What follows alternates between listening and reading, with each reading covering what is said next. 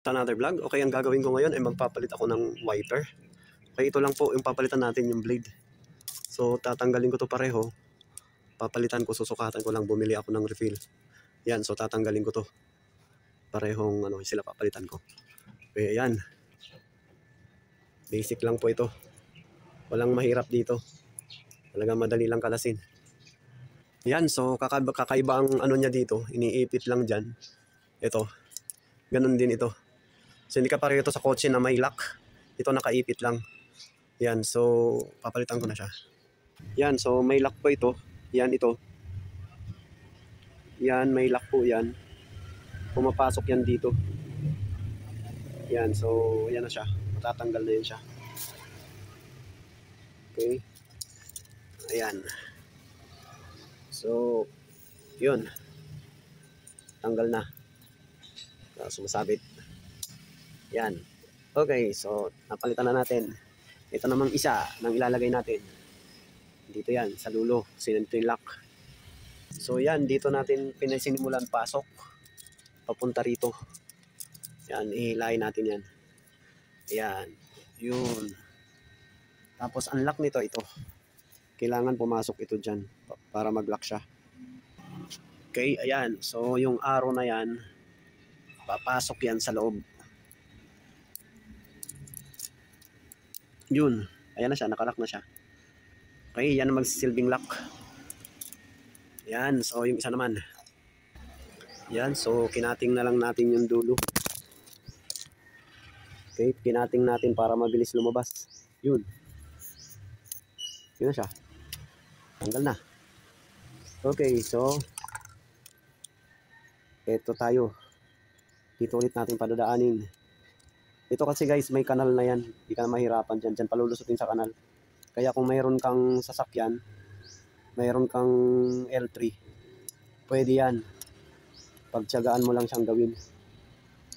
Yan. Okay. So, ayan siya.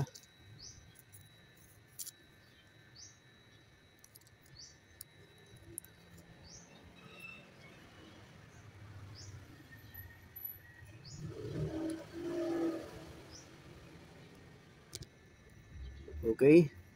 So ito ulit yung lock. Yan, pipisilin lang natin ito. Yan. Boom, yun. Yan na. So okay na siya. Then puputulan na natin to. Kapantay lang dito, mga half inch. So dito, lagyan din natin ng half inch na sobra para maganda tingnan. Okay.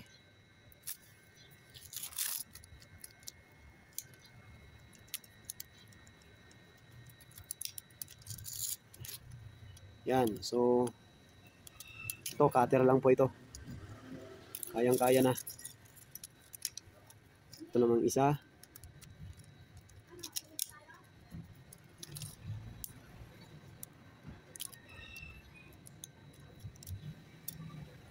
Yan. Okay. So, ito na. Kabit na natin, pabalik. Yan yung isa, lumagitik na. Yan, shoot na. And then, itong isa naman.